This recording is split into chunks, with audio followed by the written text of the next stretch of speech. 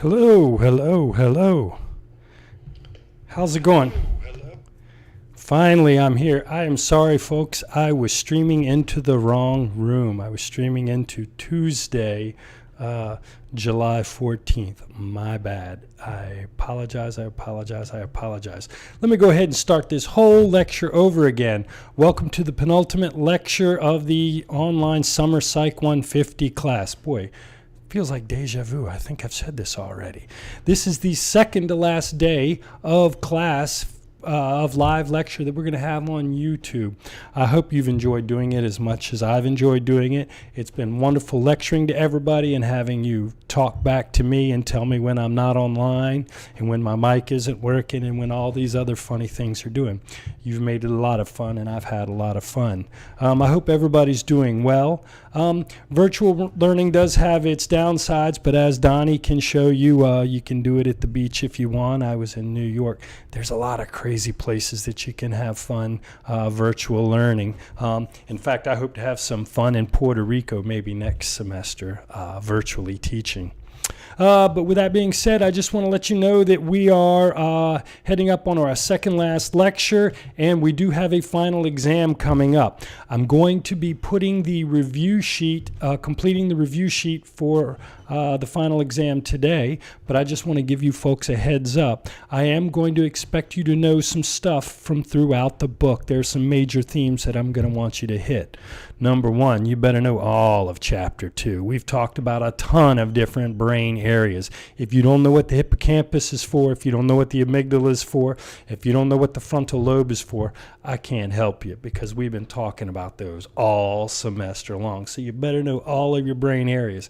You better know all of your neurotransmitters that are listed in the book, and you better be able to tell me how a neuron functions, right? What a myelin sheath is for, what dendrites are for, what terminal buttons are for. So you better know what a health psychologist does. You better know what a cognitive psychologist does. You better know what a clinical psychologist does. So I'm going to ask you about those areas of specialization from Chapter 1. Okay. Now, the other thing I'm going to want you to know is the three broad approaches that we identified. We didn't talk about in Chapter 1. I didn't talk about them because I didn't think they'd resonate with you, but we then hit them later on when they were appropriate to talk about. These are the historical approaches to studying the human being. Remember, we talked about the psychodynamic approach when we were talking about personality. Then we're going to talk about the behavioral approach. Remember, that was in Chapter 6. And then the cognitive approach, which was in Chapter 7. I want you to know what each of these three broad approaches is. I expect you better know what a Freudian defense mechanism does. Remember, it reduces anxiety. I expect you to know a little bit about classical conditioning and the difference between a positive and negative reinforcer, which is behaviorism.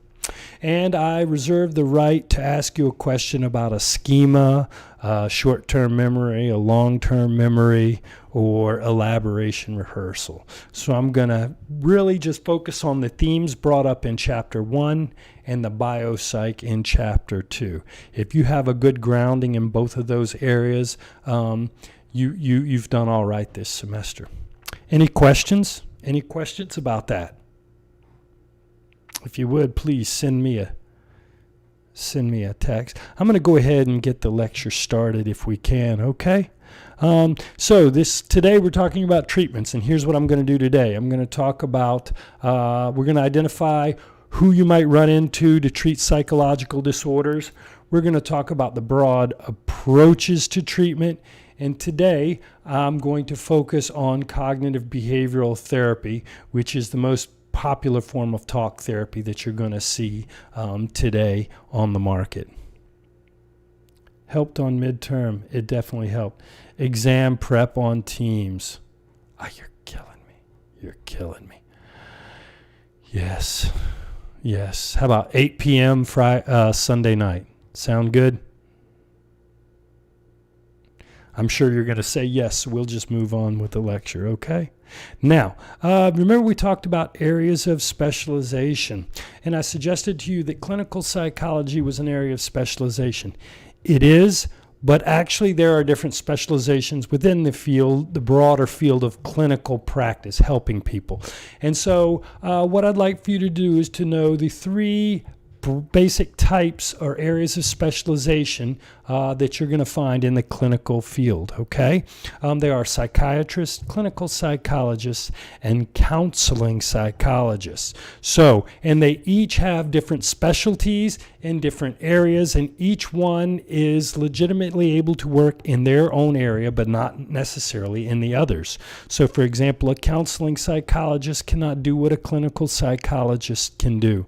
A clinical psychologist can't do what a psychiatrist can't do. And a psychiatrist won't do what a counseling psychologist can do and is not really trained to do what a counseling psychologist does. So these are three different areas where you're going to find helping professionals. Let me go over them briefly and just hit the high points. Psychiatrists are actually not psychologists at all. They don't go to graduate school in psychology like the child psychologist and the counseling psychologist do. No, they don't. They go straight to medical school to be a medical doctor. But instead of specializing in cardiac, pediatrics, or podiatry, or OBGYN, they specialize in disorders and illnesses of the brain. So they become psychiatrists. Now, psychiatrists are different from psychologists and counseling psychologists because they can dispense medication. And it's not because they know more about psychological components than do clinical psychologists. In fact, I would argue that clinical psychologists have more training in treating mental disorders than do psychiatrists. But psychiatrists understand body physiology. They learn that in medical school, so they learn how to properly and safely administer drugs. So if you've ever gone to a psychologist and had them prescribe you a medication, they, to some degree or another, have to get a rubber stamp from a psychiatrist. Now, what I noticed is that, at least in the clinical psychologists I've known, usually work in sort of a group practice, and there may be one psychiatrist and several clinical psychologists that work together. And then if I think that you need some Prozac, I can get a referral from the psychiatrist who rubber stamps the appropriateness of giving you this drug or that drug. So psychiatrists have medical degrees, and you're usually going to find them in your more formal settings. You're going to find them in hospitals, clinics. They can work in private practice, but typically when you go to Holly Hill or one of these intake centers, you're going to be talking to psychiatrists. Now, clinical psychologists, there's different ways to do clinical psychologist. A clinical psychologist is a person that goes to psychology grad school and gets a PhD and then completes 2,000 hours of training under a certified psychologist, right? Now, you'll notice that they have a PsyD and a PhD listed here. Typically, at least at UNC Chapel Hill, our clinical psychologists also have to learn research skills. Remember, we talked about that in Chapter 1, independent, dependent variables, correlations, statistical analysis. And in order to get a PhD as a clinical psychologist, you have to do a dissertation, which is a research project.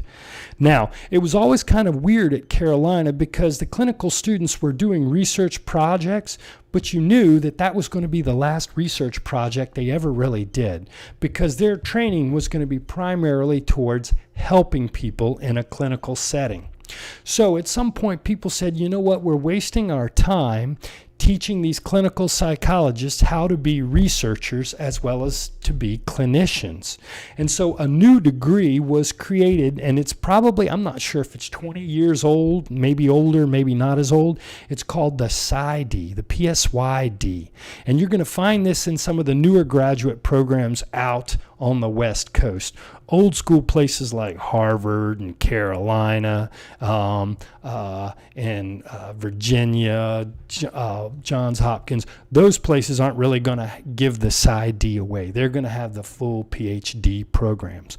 But in some schools, they just do the graduate school without worrying about the research training, and they get a PsyD. Now, both a PsyD and a PhD are clinical psychologists, and they can both work in a clinical setting. You might find them in a hospital, but you're probably going to find those people with the private practices, in the strip malls, in the office buildings, et cetera, et cetera. Yes, the PsyD is more practical. Oh, my goodness. The PsyD is more practical, KB. And I'm not making this judgment as a professional, and I'm not looking down. But I will tell you that in the psychology field, especially in the older psychologists, you're going to have more credibility as a PhD with your fellow with your fellow faculty members with a PhD than a PsyD. So at least from my professional perspective, people generally don't value the PsyD as much as the PhD. And if you're going in trying to get hired at a institution or trying to get into somebody's practice, the PhD is going to look more attractive to whoever's hiring than the PsyD is. But they are both trained to be treatment people. Now, the argument is, and I'm not making this argument, is part of what it means to be scientific. To be in a science like this is to understand where your knowledge comes from. And so the idea is that a PhD with an understanding and a better grasp of research methods might be better able at reading and keeping up with current scientific trends. But that's a bias that may or may not be true. I honestly don't know enough about the difference in training between a PsyD and a PhD to make a change.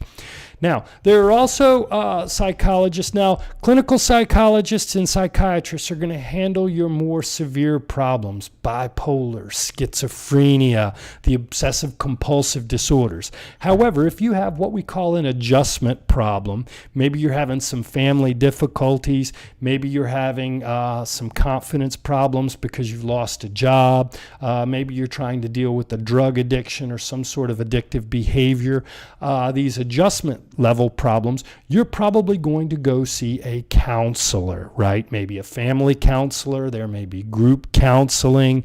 You may have a personal coach.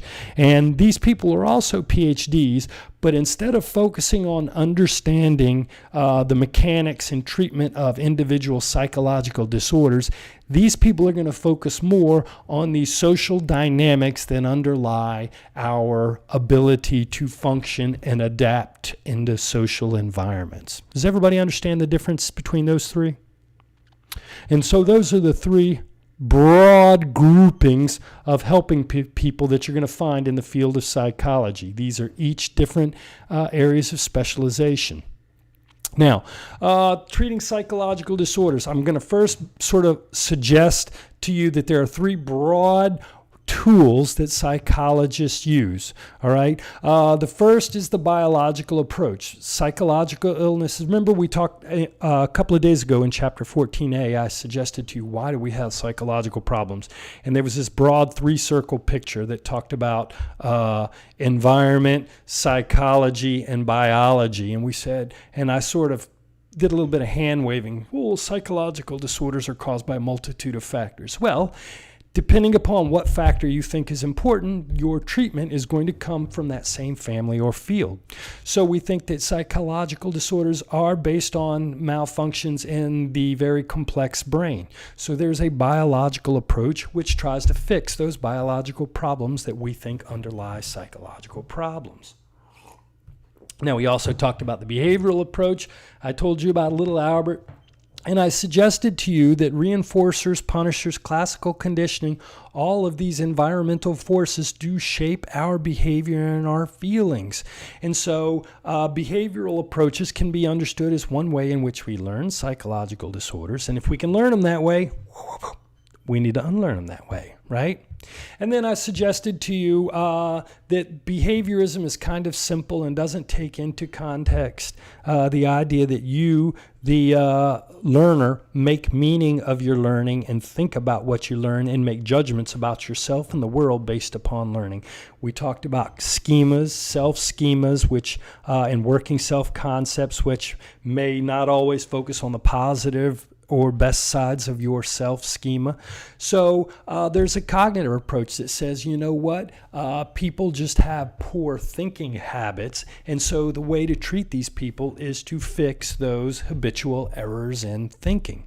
So these are three broad approaches that you're going to see towards treating psychological disorders. And so your book is actually, instead of talking about these three broad theories, it's going to sort of point to all of these different types of psychotherapy. Now, excuse me, let me go back to that. Let me actually go back to the earlier chart. I do want to make one distinction. You can actually draw a big distinction right here on this chart between the first category and the second two categories. The first category, the biological approach, is different from the other two because the other two do not require interventions into the brain, and they are the vehicle for treatment is mostly through talk, if you will. So I'd like for you also to think about the distinction between medical therapy and talk therapy, okay? And so your book has this chart here which gives you 6 approaches to talk therapy, okay, to talk therapy. And so your book's going to talk about psychodynamic therapy, humanistic therapy, behavior therapy, cognitive therapy, group therapy, and family therapy. All of these approaches to treating psychological illness are based on the idea that people's problems are in this abstract thing called their mind, and that these problems can be untied through careful talk with a trained professional. These are all forms of psychotherapy. And whenever you go to a psychologist, most of the time you're going to talk about the things that are bothering you and come up with strategies to help yourself. And this is all psychotherapy. Now, what you're going to find is your clinical psychologist at the same time is probably going to be giving you some medicine too, right? And so this would be called what we would call the eclectic approach. And most psychologists don't just choose talk therapy versus biomedical therapy. They find that usually the most effective is a combination of both. Does that make sense? So what we're going to do today is we're going to focus on talk therapy, and I'm really only going to focus on 2 parts of talk therapy, and you see them circled right here. But behavioral and cognitive is more medical? No. Behavioral and cognitive therapy are forms of talk therapy. They are forms of talk therapy. Very good question, KB. I didn't make it clear enough. Behavioral therapy and cognitive therapy are forms of talk therapy that you will use in combination with a biomedical therapy, maybe either electroconvulsive therapy, drug therapy, psychosurgery, any number of things that you can take. And so what we're going to do today is we're going to focus on behavior therapy and cognitive therapy because together they form the most common practice of talk therapy that you're going to see. Most of you are probably going to see some sort of what we call cognitive behavioral therapy. And let's talk briefly about behavioral therapies. Remember, behavioral therapies use the idea that we learn behaviors and problems through classical and operant conditioning, and we can unlearn them through behavior and behavioral operant conditioning, like operant and classical conditioning. And so the main behavioral therapy is going to be a form of exposure therapy. Most of the time, what you're going to find is behavioral therapies are good for people with anxiety-related and fear-related disorders related to that structure in the brain called the what? What, KB, for extra credit? What's that structure in the brain that's responsible for fear responses? So what exposure therapy does is they try to get you next to the object that you have the irrational fear of, and then they try to undo the conditioned response that is driven by the response of the amygdala. Yes, very much. All right. So one form of systematic of exposure therapy that we talked about was systematic desensitization. right? And you remember we talked about the fear hierarchy and the relaxation technique. So if there's something you're afraid of, going out in public, closed spaces you can't get in your car, or you're so afraid of spiders that you can't leave your house because you live in the country. If you have any one of these phobias or fears, what we can use is systematic desensitization to try and reverse that. And as I suggested to you, what we do is we learn the relaxation technique, how to get into a happy spot, so to speak, and then we practice associating gradations of our feared object while maintaining the relaxed state. And really what you're trying to do is you're trying to change this sympathetic arousal experience that you have. Remember when we talked about emotions and motivations?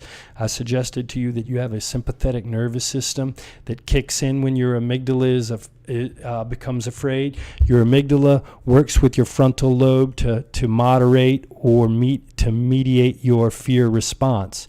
And so what we need to do is we need to learn how to turn that amygdala off. And you can do that through this gradual exposure therapy called systematic desensitization. Now, another form of treatment that your book's going to talk that I'm really going to focus on because it's used to treat obsessive compulsive disorder is the exposure and response prevention. So, obsessive compulsive disorder goes this way. A person has an obsession rooted in some sort of learned fear. I'm afraid of dying. I'm afraid of getting sick. That fear creates these obsessive thoughts. I'm going to touch a dirty doorknob, get sick, and die. I'm going to touch a dirty fork and get sick and die. And so you begin to have these obsessive fears related to a particular object. Now, people engage in compulsive behaviors. These compulsive behaviors serve as fear-reducing rituals, if you will. So I think about germs, and it makes me and it kicks off my fear of dying. I wash my hands. That makes the fear go away temporarily. Okay, but then the fear comes back because I haven't dealt with it, and then this fear of germs causes me to think about my mortality, so I wash my hands to calm the fear. And so the obsession tends to drive the compulsive behavior. And the compulsive behavior becomes a negative reinforcer. I have anxiety, but if I do this behavior, it takes away the anxiety. So in a sense, I've got this negative reinforcement loop where these obsessive thoughts create my compulsive behaviors. So what we need to do is we need to break that chain, that automatic chain. And so what you do is you expose the client to the stimulus that creates the obsessive thoughts, right? And then you work with them. You don't tie them up, but you don't let them engage in the compulsive behavior. And then you work through that fear and that compulsive fear without the ritualistic behavior. And you begin to break the reinforcing relationship between that compulsive behavior and that obsessive thought. And your book right here is going to show you a graph showing how effective this exposure and response prevention is in treating people who have obsessive compulsive disorder. But just as I told you, behaviorism is limited because behaviorism doesn't consider what the organism learns about itself while it's learning behaviors. And so a new form of therapy is what's called cognitive behavioral therapy. Now, if you go into a therapist who practices cognitive behavioral therapy, they will probably set you up with some little reinforcement practices, some conditioning practices designed to help fight whatever fear or compulsion or neurosis or depression that you've got, right? But then they're also going to focus on cognitive restructuring, which is changing the way you think about the outcomes in your life. So if you remember, we talked about behaviorism and reciprocal determinism. And I suggested to you, not only does the learner learn what to do and what not to do, but the learner also develops self-beliefs. And that's what you have developed. And some self-beliefs are helpful, and some self-beliefs are very, very defeating.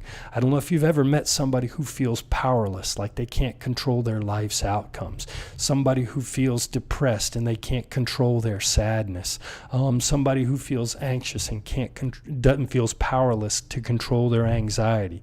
These people need to learn a little bit of restructuring. And so cognitive behavioral therapy uses a little bit of behaviorism and a little bit of cognitive restructuring. And so what we'll do is we'll walk through and try to reevaluate and restructure our belief systems, and then I'll give you ways to go out there and practice reinforcing the appropriate thoughts and not the inappropriate thoughts, right?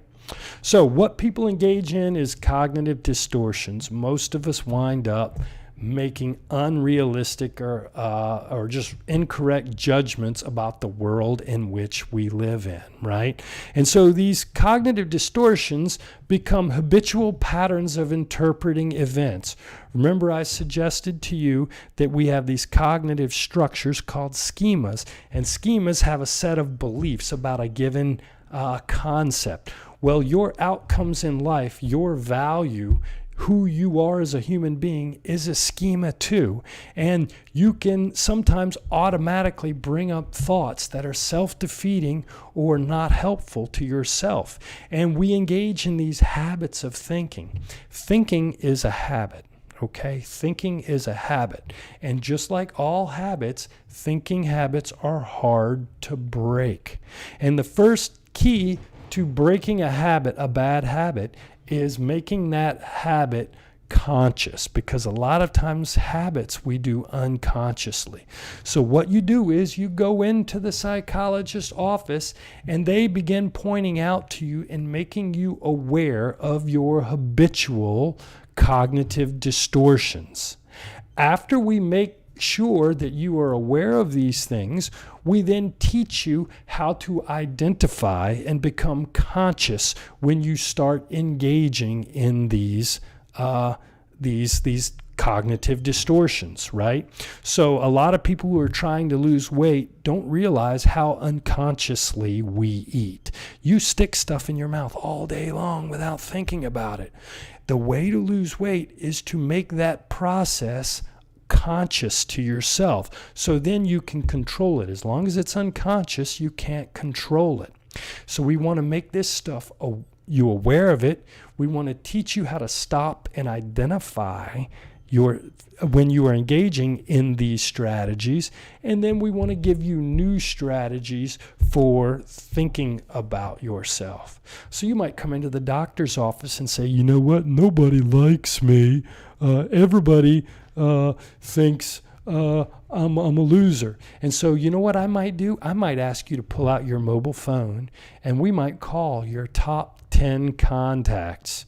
And I might have you just say hello to them and chat with them for a few minutes. And after every phone call, we'll evaluate. Did they seem happy to see you? And you know what? We might make 10 phone calls and 10 people are happy to see you. I then go back and I say, Ken, you were telling me nobody likes you. So do you think that's true or not true? And you might go, wow, I can't believe I'm doing that. I just automatically feel like people don't like me. And I'll say, exactly. And so what we need to do, Ken, is every time that feeling comes up and you say, wow, people don't like me, you need to become aware of that thought. And then we're going to work on developing new strategies that are reinforcing for you. I hope that makes sense, right? Now, a lot of this stuff of this work comes from a fellow named Aaron Beck and a fellow named Albert Ellis, who really kind of pioneered this field. And I'm not going to take you through their theories as much, but I'm just going to identify to you some of the cognitive distortions that most of us engage in to some degree or another. A lot of people live in a world where they should do things. You must be good. You must be perfect. You must be kind. You must be nice. You must never have a bad day. You know what? That's setting yourself up for failure. That's a cognitive distortion. Nobody's perfect, and neither are you. You know what? A lot of people get caught up in the moment, and when bad things happen to them, they don't have the ability to have perspective. Something terrible that happens to you today will probably be completely irrelevant in less than 3 months. But most of us spend our time catastrophizing the things that happen to us.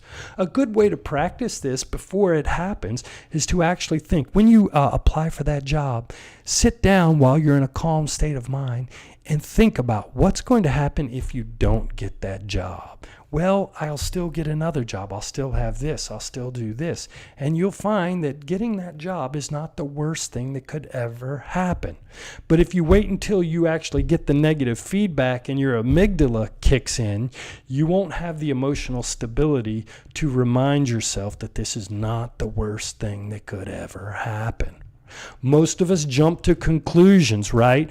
We assume that our partner is thinking something just because they said something without clarifying what they think, right? We try to read minds.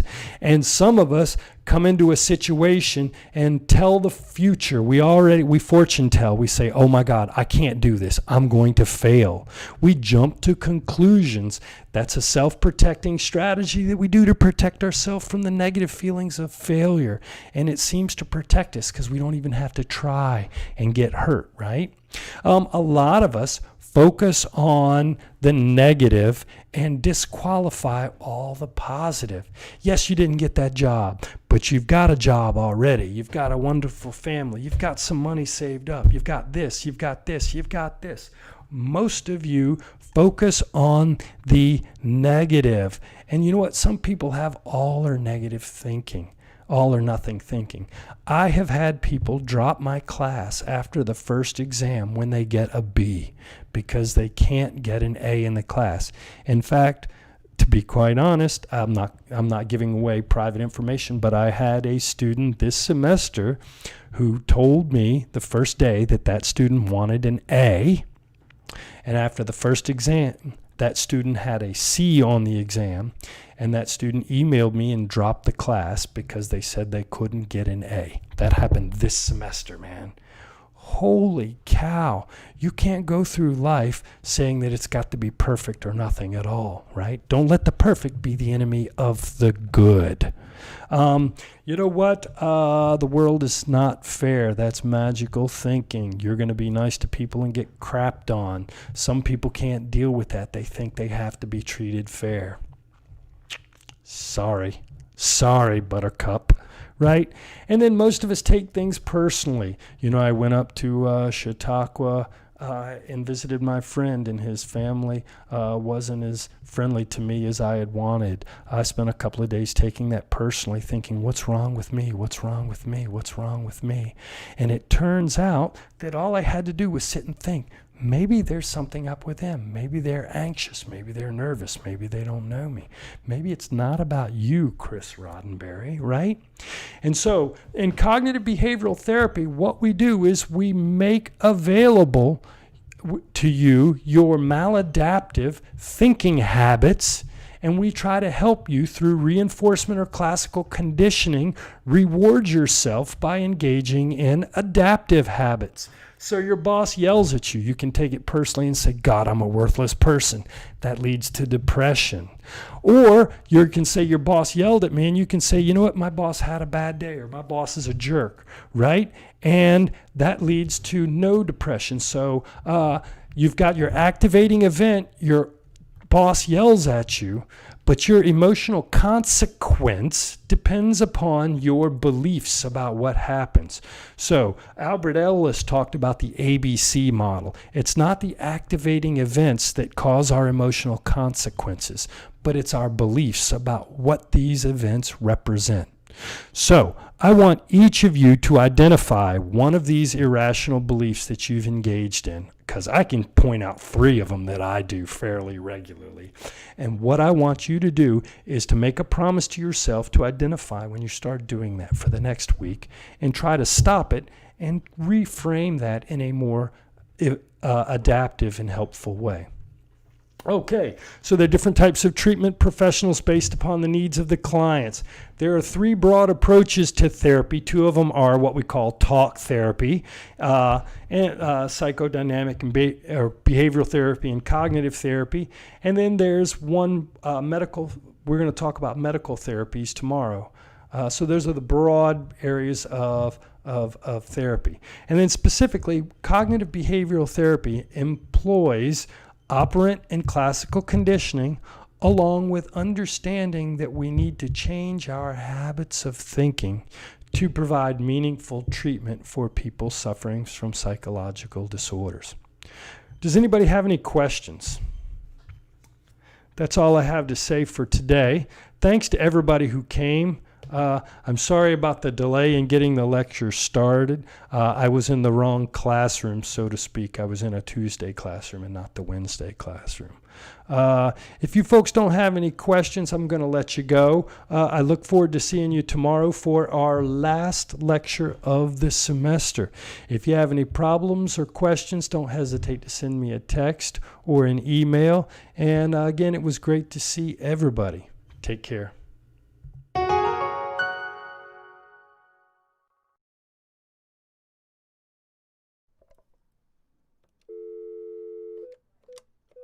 Your call cannot be completed as dialed. Please consult your directory and call again, or ask your operator for assistance. This is a recording.